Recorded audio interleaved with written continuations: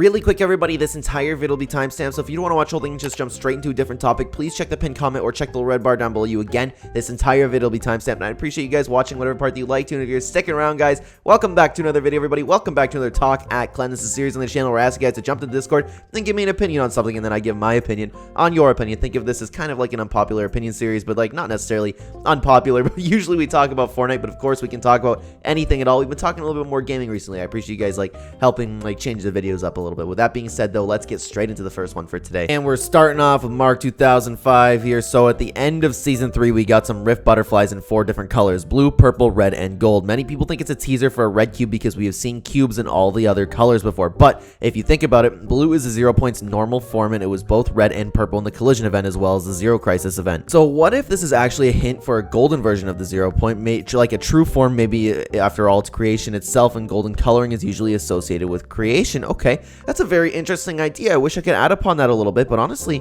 right there's a golden cube. Why not a gold 0 point? Honestly, Mark, if you call that, that is going to be absolutely wild. To be fair, this guy here, Mark, he called the collision event. He said Peely was going to come back and save the day. So what if he's calling another event where the 0 point ends up gold? That'd be absolutely wild. He go 2 for 2 here. Moving on, since there are theories and leaks about a new map for season 5, imagine instead of getting a new map for season 5, we get a complete revamp of the chapter 3 map. The Chrome/Goo may have taken the much corruption, so at the end event for season 4 could lead into the 7 doing something they swore not to do, which is use the 0 point. Across realities, the 7 could bring in multiple POIs like the 7 base or the Ice King's castle from the comics. A Pluxarium biome would still keep some pre-season 4 POIs. The map can be some sort of mega fortress to defend the 0 point from a massive invasion of the last reality. Honestly, I'd be down to see any of that come back. Will that happen? I think it's a little bit of a stretch personally, but I think it's a really solid theory. I would love to bring back anything Ice King related. I would love that whole storyline. I'd love the like Polar Peak to come back. Polar Peak is one of my favorite POIs of all time, and still the video I want to make is like ranking every single POI. But regardless, not what we're talking about. Honestly, it's a solid theory. Moving on, nobody is talking about how Cypher getting a skin basically confirms that people with locker bundles can still get skins. I never really gave that like a little bit of a thought here. I kind of like never really counted them out.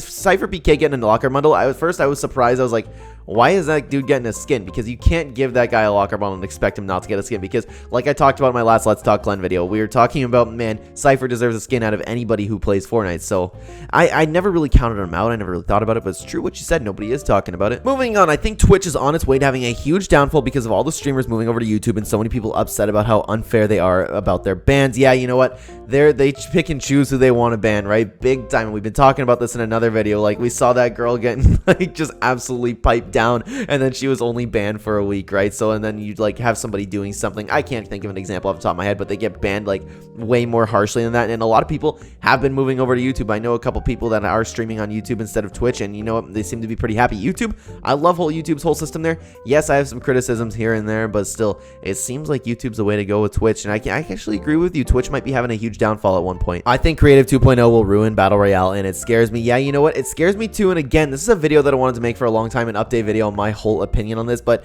I don't know, because I imagine someone recreating OG Fortnite and then people realizing, okay, we actually didn't want the OG map. It all depends how Epic Games approaches Battle Royale and whether or not Epic Games actually abandons it, because if they continue to give us updates just like this Chrome season we had, it won't die, and then Creative 2.0 will definitely have its player base, and I'll definitely be switching back and forth, right? But at the same time, it's all about how Epic Games carries themselves and carries the game after it releases. If they focus all the way on Creative 2.0, yes, it's going to hurt Battle Royale a lot, and it will maybe just ruin it all flat out. But if they continue to work on it, if they continue to update it, then it'll be great. Hopefully they don't do what they did with Save the World. I love the fact that Epic Games listened and buffed all the snipers. Man, that is a change that we needed. I didn't want to use the snipers when they didn't one-shot, because snipers, I am of the opinion that snipers, no matter what you're holding, should one-shot your opponent to the head, and that is such a hard thing to do because you should be rewarded for your good accuracy. And if people want to complain about that, then I'm like, man, quit crying. That's the opinion that I have here. I think every single sniper should be rewarded with a one-shot kill, no matter what sniper you're using, no matter where you are, what game mode you're playing. I love it. I love that sniper's one shot again. Moving on, in my opinion, this is one of the best seasons in terms of gameplay that we've had in a long time, based purely off first day impressions. Yes, I talked about this in another video. I can't remember if I said another season, but right off the bat, I think the only time that I have enjoyed a season this much at launch was in chapter 2 season 3, and nothing will really ever compare to that on season launch, because they literally flooded the entire map, and it was like, oh my god, I can't believe they actually did this, and literally every single little bit of the map was changed. So I think that's the only, that you won't ever be able to compare to that season. But yes, aside from that, this is the best. Yeah, you did say in terms of gameplay, right? But then again, I could compare that to chapter season 3, right? But in terms of gameplay, yes, I agree with you. In a long time, the entirety of chapter 3 and most of chapter 2, this is the best launch we've had in a long time, and it's still going strong. Moving on, what if the nothing is the Cube Queen's plan she tried to execute during chapter 2 season 8 to erase all life, but the 7 halted that plan. But now the Queen's Herald is on the island, got rid of the 7, has prepared it for her to the Cube Queen now can execute the nothing. I don't know what to think about that, man, because like there's things that we could talk about where the Herald is tied to the last reality, and there's a lot of things that says it's not, because I'm thinking, and we've been talking about this, and this theory's been thrown around a little bit, is something to do with the black hole could be the nothing. So I don't know. I'm gonna be making a whole video on like every single possible theory. I'm gonna be working on that this week really hard, so I'd have to think about it a little bit more, but it's not out of the realm of possibility. Does that make sense? It's just way too early for us to know. What if the nothing is the new king of the last reality? With the origin gone a long time ago, the last reality would have found a suitable king. Yeah, you know what, again, just like I was saying, a little bit too early to tell, but it's definitely possible, especially with that loading screen we have with the herald sitting on like the throne there. Could be very true. Nothing is the friends I have. Fortnite will continue until their game is no longer making the money. They'll always come up with another character. They're gonna have Donald Mustard himself as a character eventually, probably. I wouldn't be surprised if Donald Mustard ended up a member of the 7, to be honest with you, and then they end up like making an actual Fortnite movie with all the actors, and Donald Mustard is just there. I would not count that out, honestly, but yeah, you know what? I think that's pretty like accurate of what you said here. Is Fortnite will continue to update their game until it's no longer making the money, and that'll be like at least a decade. I feel like Fortnite at this point is just here to stay for the long run. It's gonna be one of those long-lasting games like Minecraft. It's like, you know, Minecraft is never gonna die. I don't think Fortnite's ever gonna die. I think it's always gonna be generating revenue, especially when Creative 2.0 comes out. Just wanted to throw a quick one out here and propose, what if this is a nothing or is related to it? Epic loves to do these tease things and loading screens, and now I'm proposing, what if this unknown entity is the nothing itself? I don't think Epic would mention Geno a lot in Sloan's personal loading screen just to blatantly show us a pink monster slash entity out of nowhere. Surely whatever this thing is might have some significance for Epic to tease slash put in Sloan's loading screen, who I mind you, is a very important character to the storyline. Honestly, I feel bad that I'm saying the same stuff with this nothing here, but it is, again, too early to tell. You could be right, you could be wrong. I know a lot of people really thought this was Geno, and I'm leaning towards it being Geno too, but I understand like there's different theories floating around. Like different people have commented in my comments, like given like different theories about like what about Sloan's loading screen and the pink entity there being related to the nothing. It's absolutely possible. Like, I'm a little bit stuck on what I want to say, and I keep wanting to like say different things, but I feel really bad, guys. I'm sorry. Again, it is too early to tell, and I'm so sorry I keep saying that, but you know what? You could be right here. Let's move on, though. The fact that Epic teased this season in season 10 and 12 seasons ago shocks me. It makes me wonder what either stuff they have leaked a while ago and will come later on. Yeah, you know what, man? I am so surprised that they teased this season back in Chapter 1, Season X, and Chapter 2, Season 1. That is absolutely amazing, and I love Donald Mustard. I love what they do with Fortnite. They have had all of this planned out. Everything has been calculated. It is so cool to me, and you're right. I'm totally with you. What do we have right now that will be teased later on? Or what is some stuff like maybe in Chapter 1 that we didn't know about that is teasing here? And I love it. I love the storyline. I think it's great. I think Epic Games and what they've done so far, especially leading into this Chrome season, I cannot wait to see where the storyline goes from here. If they were teasing it from all that time ago and they were like tying things in together with Chapter 1, you know what I mean? I'm so excited to see what we get next. Adding on the Twitch drama, does anyone else find it funny that Pokimane said she doesn't want to be involved, but in this is the whole reason the gambling drama started? Now, I do know that she tweeted first like if Twitch should ban gambling. I don't know necessarily. I don't want to like come off here and saying like, oh my god, she's the worst, she started this, because I don't know if this is 100%, but I don't know why you'd really have a reason to lie to me right now. I did see the tweet. I know what tweet you're talking about. I didn't know that spiraled everything, and it's true. She's talking about now she doesn't want to be involved, but she started the whole thing. She's had her fair share of hypocritical stuff going on, right? And I know now a couple days ago she was beefing with like Krinikov, and who knew like a giant e-girl would like have such a head on her shoulders, right? And what she said about the gambling stuff is true. I don't know. Again, I'd have to look up the drama. Please like update me if I'm wrong here. Like write another thing. I'd love to talk about it again, because especially I might use this for the thumbnail now because it's a good click, to be honest with you. But Twitch has been exploding lately. There's been drama between Pokimane and Krinikov, and they've been arguing, and who knew that Krinikov would just completely outdo her in an argument. If you haven't seen it, go back and check it out. She was talking about, she's like, okay, if we ban gambling, we'll end up banning this and this and this, and you gotta be responsible for how stupid you are. And I was like, yeah, you know what, that actually kind of makes sense. As much as I am against like you guys just streaming like just like with all your simps there, like I don't like the whole e-girl thing.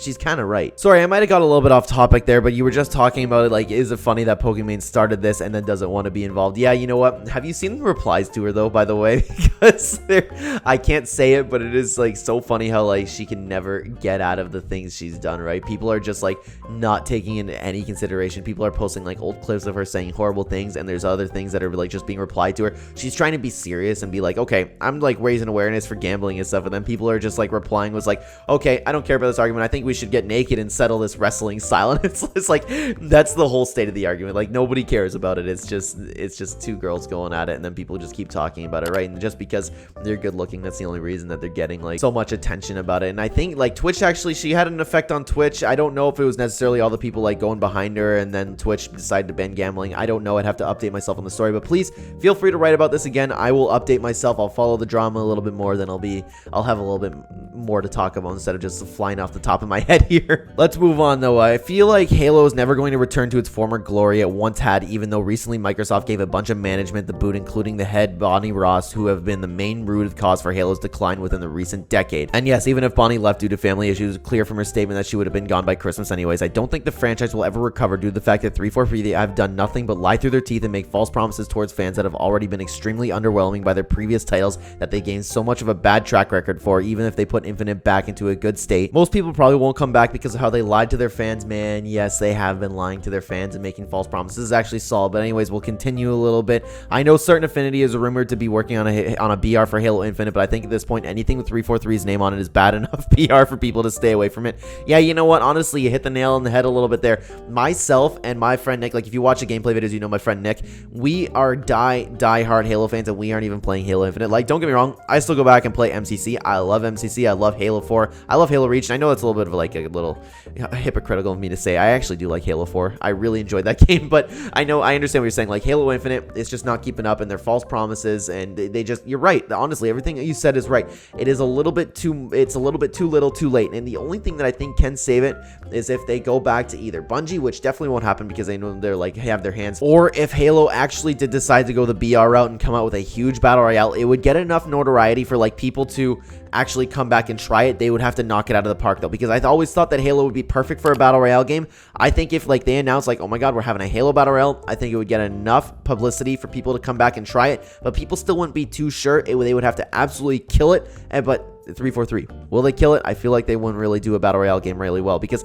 if they didn't do Halo Infinite well, why would they do a Halo battle royale well? And honestly, no matter what Halo does in the future, if they keep coming out with new games, I will absolutely give it a chance. If Halo Infinite announces they have this huge update, I'll give it another chance. I want Halo to be amazing. I grew up playing Halo, one of my favorite franchises of all time, and I just hate to see the state of Infinite right now, but it will not let it ruin the other games for me. It's just like, hey, I'm not going to play Halo Infinite. I'll go play the other Halos, you know what I mean? So I'm not too upset about it, but I'll always go check it out. I'm not one of those people that are like, I am done with Halo Infinite. Like, if you ever watch the TAC on YouTube, there's a lot of people in his comment section, him himself, he's like, I'm done with Halo Infinite and not playing it ever again. I'm not on that case. Like, I might just hop on every little bit, but honestly, I agree with what you're saying, but will it return to its former glory?